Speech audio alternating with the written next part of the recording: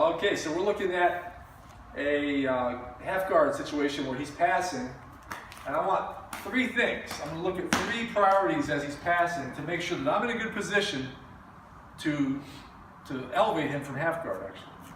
So he does get posture, he does back away to open my guard, he pushes my knee, but then I immediately lock down over his calf, and I put my foot behind my other calf, and I hook under his ankle. At the same time, I underhook on this side, and I block his bicep to prevent his crossface. So let's look at this. Is so important. If you get these first three parts together at the same time, then the rest falls into place. But if you fail to get an advantageous half guard position, then you're gonna have a much harder time getting a sweep or anything. Because what often people do is he passes and you get sort of this kind of half guard, where his cross face is putting me down, he's got the underhook on this side, and now I'm flat on my back, and I can't sweep him from here. I got a lot of work to do to even try to get position. So we're back again, and it goes like this. He does back away, he does press, and I get underhook because I'm on my side anyway, and I'm blocking his cross face, and then I lock this leg down. The key with the lockdown on this leg is that I'm able to extend his knee away, creating space in front of it for me to then put my foot inside and in front of it, while my right leg is still holding his calf down.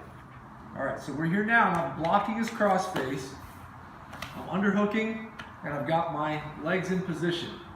From here, my right hand is going to change position to under his armpit, like this, like you're picking up a baby. All right? This underhook is deep around his back, so it also will pull.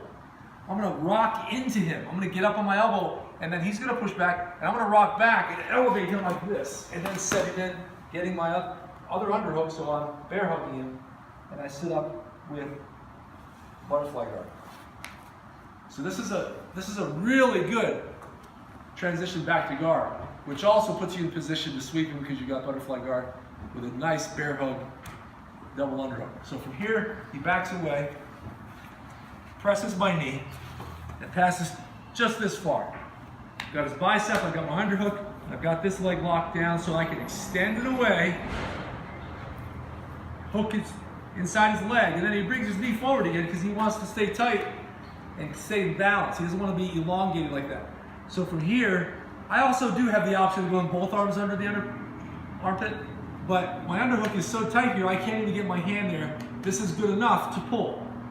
But this one needs to change, because I would like to try to put his forehead to the mat when I raise his hips up. So I go here, push into him, rock back, and then rock up again. It's really a rocking motion. And this is very common with half guard and some guard sweeps, is when you're trying to lift somebody, if you try to just lift them, sometimes you're successful, often you fail. But if you look at it as a rocking motion, that is much more powerful, and he uses momentum and placement of the fulcrum to lift him instead of muscular effort.